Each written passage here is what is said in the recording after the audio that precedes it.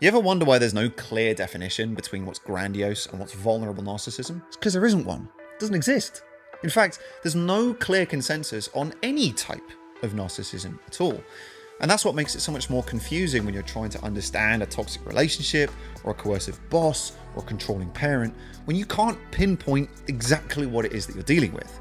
So in this video, I want to share with you a nice and simple way to tell the difference. I picked this one up from Grannon about a year ago, and honestly, it makes so much more sense and it hasn't let me down yet. So if you've got a narcissist in your life and you don't know what type they are, let's start by talking about the problems with labeling them as a type, and then get into a much simpler way of understanding narcissism that will help you accurately tell the difference between what we call grandiose and vulnerable narcissism. So when you first go searching for this, you go online and you type into your search engine, grandiose versus vulnerable narcissism. And these are some of the top results that come back. Vulnerable narcissists have very low self-esteem and extremely fragile egos. First, narcissists do not have ego. This can be very, very confusing when you're trying to type a narcissist because none of them have self-esteem. It's just that some are better at hiding this than others. Learning Mind also say about grandiose narcissism that they judge others very quickly and never show their emotions. If you know a grandiose narcissist, you've probably seen them have a complete meltdown in private. I'd say that was showing their emotions. And if you want to go so far as to even looking at some of the more published studies on this, here's what they say. Grandiose narcissism is characterized by high self-esteem, interpersonal dominance, and a tendency to overestimate one's capabilities. Whereas vulnerable narcissism presents defensive, avoidant, and hypersensitive attitude in interpersonal relationships. So there are some immediate problems with this. First, no narcissist has high self-esteem. They may appear to be this way, but as a result, they're all hypersensitive to criticism as well. Second, if you know a vulnerable narcissist, you can know they can be extremely domineering and very, very dominant in their close and interpersonal relationships. And lastly, narcissists pretty much always think that they're better than they actually are. All of them are going to overestimate their abilities in some way. Maybe it's obvious, maybe it's not, but you cannot classify or categorize a narcissist based on these behaviors alone. We can be sure that there is a yin and yang. We've seen that there is a difference, that there is a polarity between these two. So when you're looking at the narcissist in your life and you're thinking, okay, well, which one is it? You can't really just look at the behaviors. So when we say types, what we really mean is like a category, okay? It's putting something into a box. And we as humans are actually pretty good at this. We like putting things into boxes because that is how we can start to compartmentalize and make sense of something, okay? It creates some structure. We can understand the similarities and differences between something, what they have in common and what they don't, okay?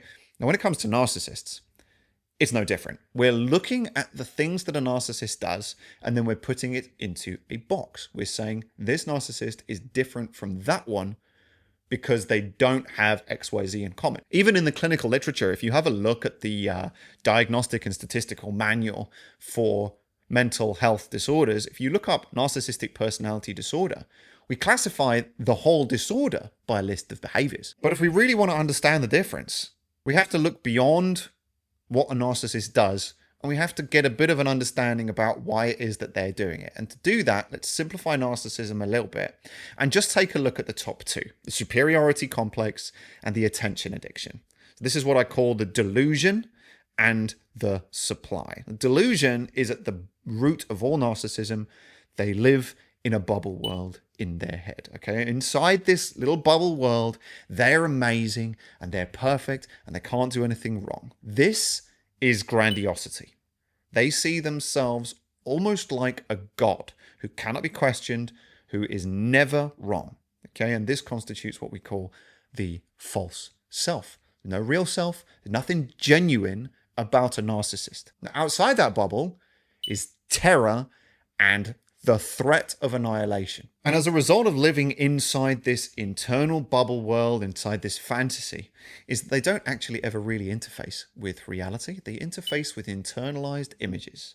In essence, they're looking at the world the way they want to see it, and they're interacting with people in the way that they want to see them, and they're seeing themselves in a way that they want to see themselves as well. Supply is the fuel that keeps that fantasy alive. But they can't just believe this. They can't just believe that they're amazing and wonderful and perfect.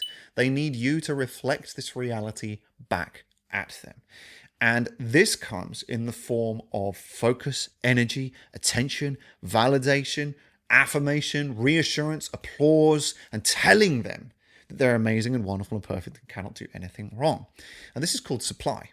This is what keeps that false self sustained, by taking up your attention and your validation and your energy and focus. That's what keeps them feeling safe and not in a state of terror and fear. And the more supply a narcissist can get, the more real this delusion is going to feel for them. So, all narcissism is grandiose.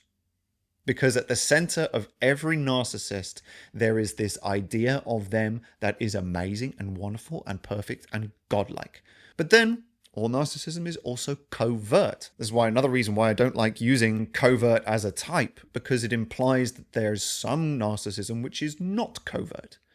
But all narcissism is a mask. All narcissism is covering up the absence of a self. There's a false self, the image of a personality, which covers up the fact that there is no ego, there's no true self. It's all fake, it's all a mask. So what on earth is the difference between a grandiose and a vulnerable narcissist? How do we actually tell the difference? Well, I believe Richard Grannon actually has the answer to this. So the question about whether a narcissist is grandiose or whether they're vulnerable is not, oh, are they more confident or are they not confident? Are they neurotic or are they quite stable? No. It's about how close does reality align with their delusion? How close are things to how they see things? And to help demonstrate this, I've got a couple of balloons. Okay, so this red one is going to represent how the narcissist sees themselves. This is the delusion. I can't fit any more air in this. It's as inflated as it's going to be without popping. No room for improvement with this balloon. And so this balloon is going to represent reality. This is how the narcissist sees themselves, and this is how everybody else sees it, okay? So the grandiose narcissist, they're going to look something like this, where reality looks kind of similar to how they want to see it. For all intents and purposes, everybody seems to be somewhat convinced in their delusion. And this is usually because they kind of are the way that they see themselves. If you have a narcissist that sees himself as the most intelligent person in the room, and for all intents and purposes, they're actually pretty smart, it's going to be very easy to convince people that they're the smartest person in the room, possibly even the world. Okay, now if it's easy to convince others, it's pretty easy to get supply. It's easy for this narcissist to kind of get by on their accolades. All they have to do is show up and be smart, and people are queuing up to either look stupid in front of them or to tell them how amazing and smart and intelligent and wonderful that they are. As a result, then, they've probably got quite a large following, or people generally admire them. And it's quite easy to see how somebody like this seems more secure and confident on the surface. They're not secure. No narcissist is secure, right? But their supply is. So my breath represents the supply here. And I've inflated reality to kind of match pretty closely what they've got going on inside their heads. Now, these guys, they're going to be the cult leaders of the world. These are the ones with a following. These are the Instagram girls with 2 million followers that think they're the most amazing, sexy, gorgeous, beautiful women in the world. Most people would probably agree. Actually, yeah, you know what? They're pretty beautiful. Are they really narcissistic? Or maybe they're just confident. But I mean, are they really deluded? If they actually are possibly the most beautiful person in the world. But what happens to the Instagram girly as she gets older and her looks start to fade? Or the narcissistic leader of the super intelligent pals as he gets older and his memory starts to fade?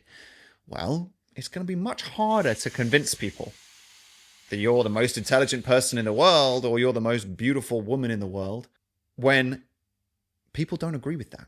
You can't get by on your accolades. And so for the more vulnerable narcissist, generally, it's harder to convince people. Reality does not affirm the delusion. In their mind, they're still the most beautiful or the most intelligent or the most generous or the most giving person in the world, or they're the best piano player, or they're the most amazing artist, or whatever it is. They're still the best. They still can't do any wrong. They're still perfect. In reality, they're just not. So if it's harder to convince other people, it's so much harder to get supply. And so this is why the more vulnerable narcissists are more likely to attach to special people than actually be special people themselves. Okay, if it's harder to get supply, they can't just skim off a bit of attention when they need it. They actually really have to work for it. They have to go out and get it. And as a result, they're more practiced manipulators. They're much more coercive and possibly, you could argue, more dangerous because they have to be. They have to be more aggressive manipulators in order to get that supply. These guys are just as insecure as the grandiose narcissists, but they're much closer to annihilation. Because they don't have this supply, they don't have as much of that affirmation, they're going to seem a lot more neurotic, they're going to seem a lot more terrified and panicky because they're closer to death, they're closer to annihilation, they're closer to the threat of the whole delusion collapsing and this reality closing in on them. They're not secure either, but then neither is their supply. And so this should hopefully explain why narcissists are not ever just one of these two types, that they can fluctuate, they can change, they can be grandiose 1 minute as they convince people, as more and more people are convinced and more people are giving them the attention and the validation, they're going to become more confident. They're going to become seemingly more secure or more expressive in their grandiosity. But all narcissists are grandiose. All narcissists have this inflated sense of self. It's just how close reality aligns with it. So it's not so much like a box, it's more of a slider. If you've got vulnerable on one side and you've got grandiose on the other, a narcissist can just move between being more grandiose or being more vulnerable depending on how closely reality reflects their delusion. Every narcissist is grandiose, every narcissist is covert, so they all think of themselves as the most amazing, wonderful person in the world. But how good are they at convincing everybody else of this? If they're quite successful and they're convincing everybody else pretty easily that they are the most beautiful person in the world, or that they are the most intelligent person in the world, then it's quite easy to convince most people that they're the best, that they are almost godlike.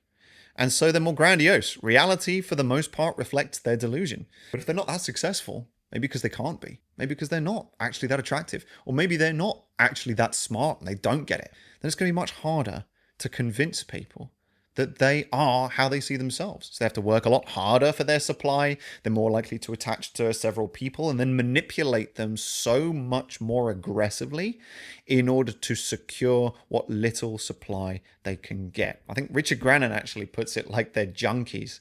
The grandiose narcissist is more like the cocaine dealer who, you know, every time he wants to dip into it, he's got his supply basically at his doorstep. He has no real worries about supply running out. But the vulnerable narcissist is like the street junkie that has to work really hard to get his score. They all have to do it. They're all hooked on the stuff, but one has to work way harder for it than the other one. Big question is just how successful are they at convincing others that they are how they see themselves? So let me know what you think. Is this actually a better way of thinking about grandiose versus vulnerable narcissism? And look, if you found this video interesting, do give it a like. And if you're dealing with a narcissist and you want to learn how to recover from narcissistic abuse, that's why I created this channel. So do give us a subscribe. I want to thank you so much for watching today as well. Take it easy, and I really hope to speak to you again real soon. Bye-bye.